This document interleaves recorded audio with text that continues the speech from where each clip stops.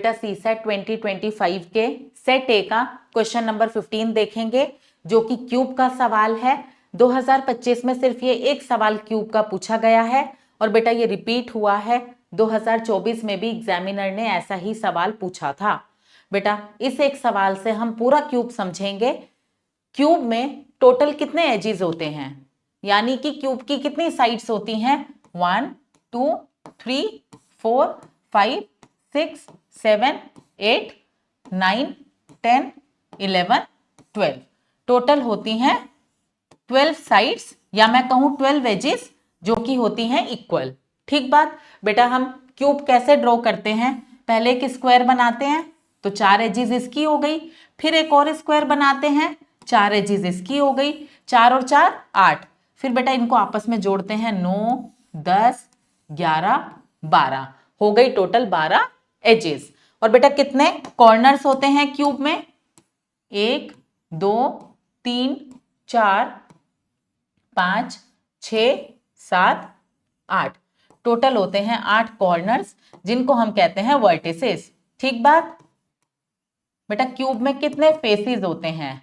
अब हम देखेंगे क्यूब में कितने फेसेस होते हैं। बेटा क्यूब में टोटल होते हैं 6 फेसेस। अगर आप सामने से क्यूब को देखते हो तो एक ये सामने वाला फेस, एक इसके बैक पे जो इसके ऑपोजिट है वो फेस, 2 बेटा ये साइड वाले फेस, और 2 ऊपर और नीचे वाले फेस।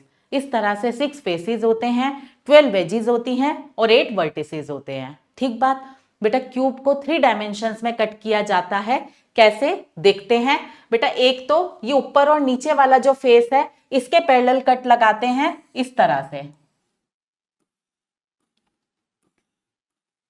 एक हम काटते हैं ये साइड वाले फेसेस के पैरेलल, ठीक।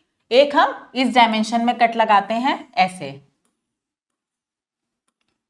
और एक बेटा ये फ्रंट और बैक वाले जो फेसेस हैं इनके पैरेलल कट लगाते हैं इस तरह से। इन 3 डायमेंशंस में हम क्यूब को कट करते हैं। एक बेटा इस तरह से, एक इस तरह से और एक इस तरह से। ठीक।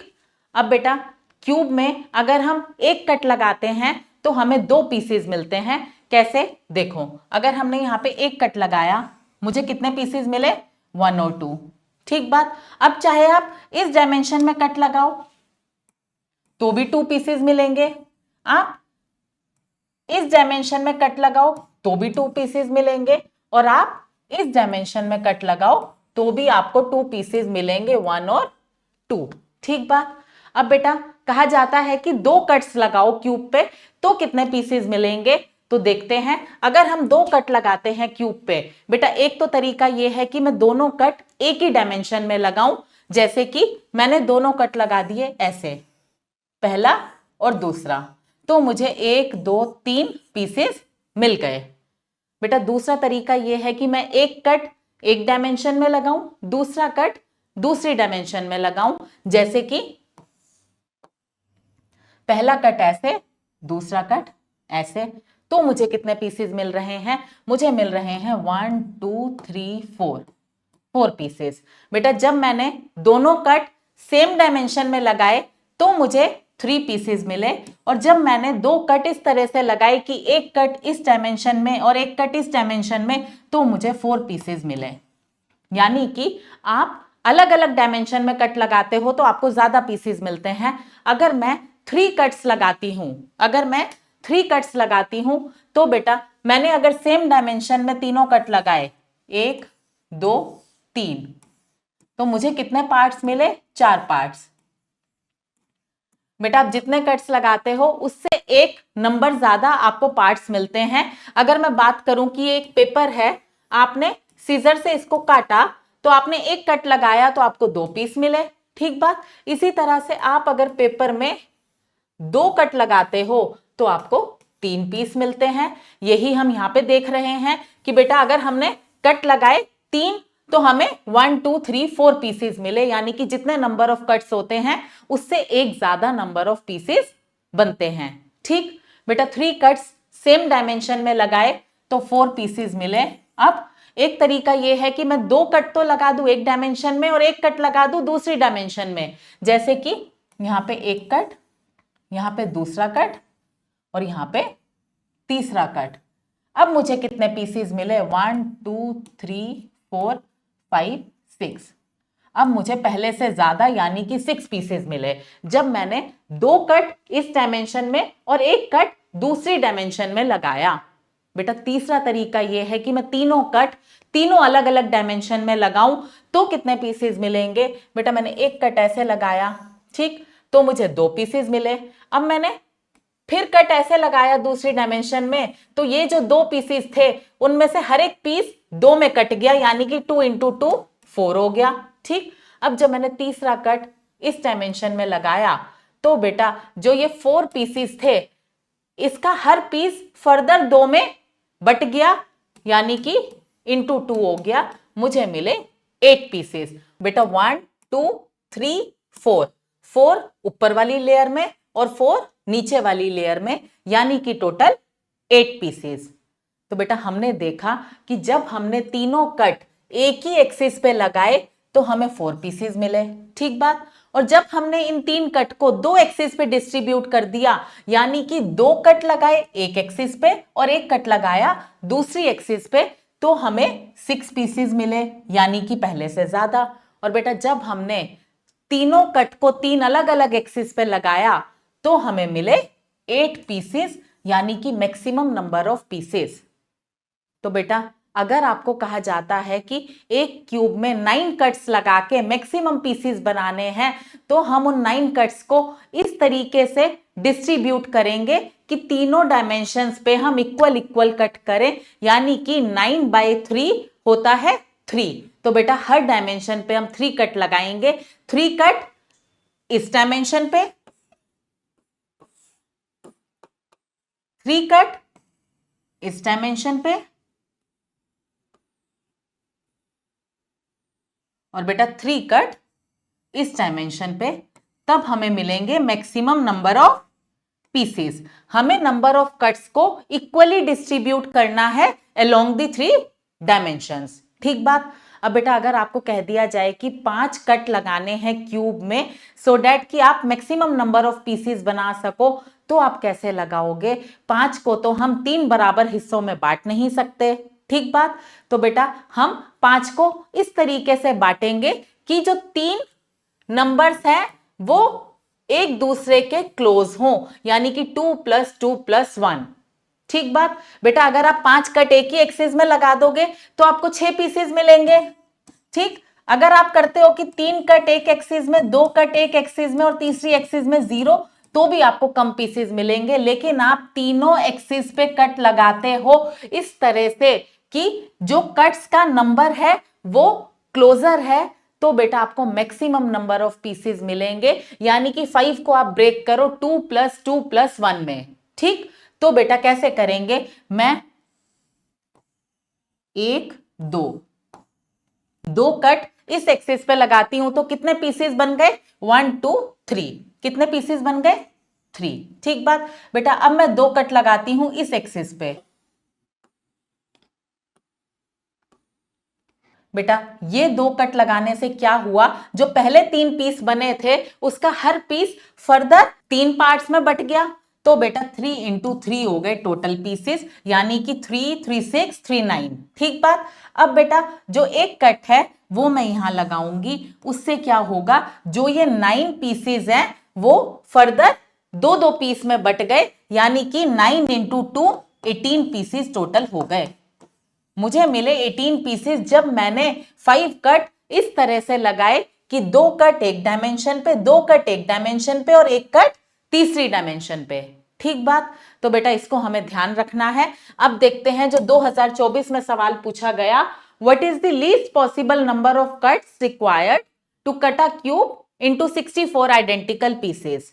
बेटा कम से कम कितने कट लगाकर हम एक क्यूब को 64 आइडेंटिकल पीसेस में कट कर सकते हैं, ये हमें बताना है। कैसे करेंगे बेटा, 64 पीसेस में कट करना है क्यूब को, तो आप 64 के ऐसे 3 फैक्टर्स देखो जो या तो इक्वल हो या क्लोजर हो एक दूसरे के। बेटा 64 होता है 4 का क्यूब, यानी कि 4 इंटू 4 इंटू 4, मुझे 3 इक्वल फैक्टर्स मिल गए 64 के। इसका मतलब ये है कि क्यूब के तीनों डायमेंशंस में 4-4 पार्ट्स किए गए हैं। बेटा अगर एक डायमेंशन में 4 पार्ट्स हुए हैं तो कट कितने लगे होंगे? 4 से 1 कम, ठीक बात, यानी कि 3 कट।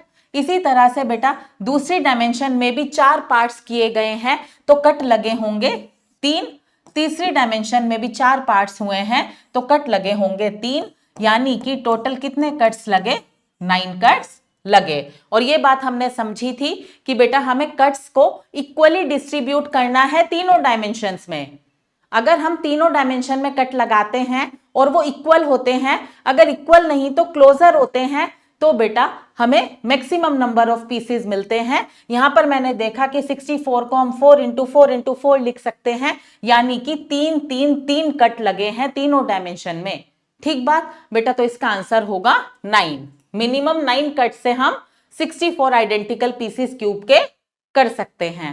बेटा अगर मेरे पास 3 + 3 + 3 है कि 3 कट तीनों डायमेंशन में लगे हैं, तो इससे मैं यहां पर जा सकती हूं। अगर कट 3 लगे हैं तो पार्ट्स 4 बने होंगे।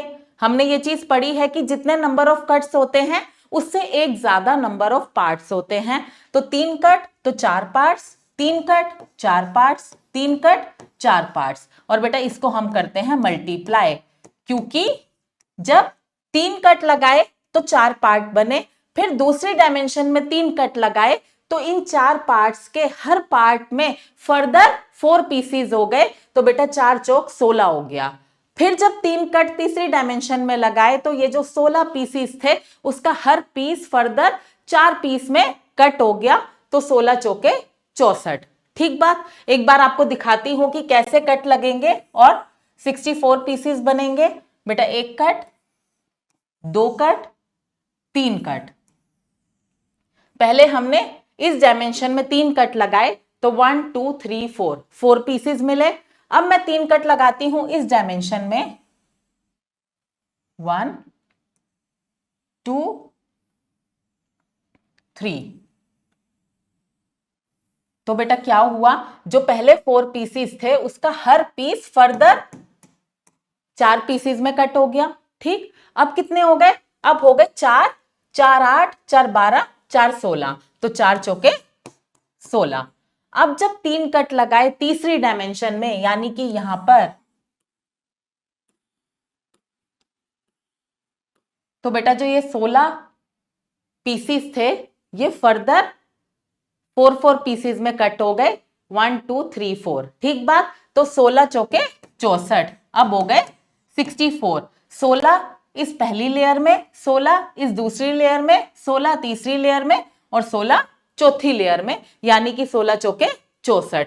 इस तरीके से क्यूब को कट किया जाता है। तो बेटा हमारा आंसर होगा 9।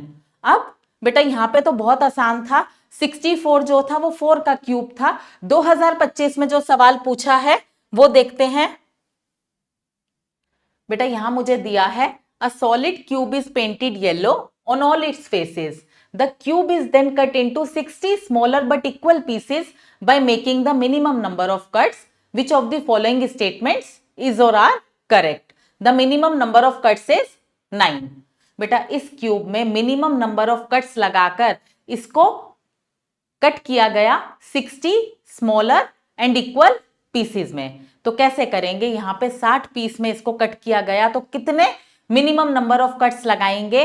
बेटा 60 के आप फैक्टर्स देखो कि 60 के कौन से ऐसे 3 फैक्टर्स हैं जो कि एकदम क्लोजर हैं। बेटा 60 के अगर मैं फैक्टर्स करूं तो 2 इंटू 5 10, इंटू 2 20, इंटू 3 60। बेटा यहां पर 5 3 और 2 इंटू 2 होता है 4, यानी कि 3 इंटू 4 इंटू 5। मैंने 60 को ऐसे 3 फैक्टर्स में ब्रेक कर लिया जो कि इक्वल तो नहीं है लेकिन एकदम क्लोजर है। तो बेटा मुझे समझ में आया कि इस क्यूब के एक डायमेंशन पे 3 हिस्से किए गए, दूसरी डायमेंशन पे 4 हिस्से किए गए और तीसरी डायमेंशन पे 5 हिस्से किए गए, ठीक बात। बेटा अगर 3 पार्ट्स किए हैं तो कितने कट्स लगाए होंगे? 3 - 1। 4 पार्ट्स किए हैं तो 4 - 1 कट लगे होंगे और 5 पार्ट्स किए हैं तो 5 - 1 कट्स लगे होंगे, यानी कि 2 + 3 + 4 इज इक्वल टू 9। बेटा 9 कट्स लगाए गए 60 पीसेस बनाने के लिए। किस तरीके से लगाए गए? बेटा एक डायमेंशन में 2, दूसरी डायमेंशन में 3 और तीसरी डायमेंशन में 4। बेटा करके देखते हैं। 4 कट मैं यहां लगाती हूं। बेटा 4 कट लगाए तो कितने पीसेस मिले? 4 से एक ज्यादा यानी कि 5। ठीक, अब 3 कट लगाए दूसरी डायमेंशन में। यहां मैं 3 कट लगाती हूं, 1 2 3। बेटा पहले 5 पीस बने थे, फिर मैंने हर पीस को 4 हिस्सों में बांट दिया, यानी कि 5 चौके 20 हो गए। अब ठीक, अब कितने पार्ट्स हो गए? 20 इक्वल पार्ट्स हो गए। अब बेटा 2 कट लगाए, किस जगह पर? यहां 2 कट लगा दिए, यानी कि 3 हिस्से हो गए। किसके? जो 20 इक्वल पीसेस बने थे उसमें हर पीस के 3 हिस्से हो गए, यानी कि 20 या 60। तो बेटा टोटल 60 इक्वल पीसेस हो गए। कितने कट्स लगाने से? 9 कट्स लगाने से। इस तरह से हम इस सवाल को करेंगे। तो बेटा स्टेटमेंट 1 है करेक्ट। अब स्टेटमेंट 2 कहती है the number of smaller pieces which are not painted on any face is 6। बेटा इस क्यूब को येलो कलर से पेंट किया गया सारे फेसेस पर। तो बताओ कि क्या ये स्टेटमेंट ठीक है कि जो स्मॉलर पीसेस ऐसे हैं जिनका कोई फेस पेंट नहीं हुआ वो है 6।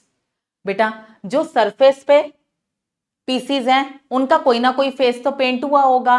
हमें वो पीसेस देखने हैं जो कि हिडन है, अंदर की तरफ है। तो कितने पीसेस होंगे?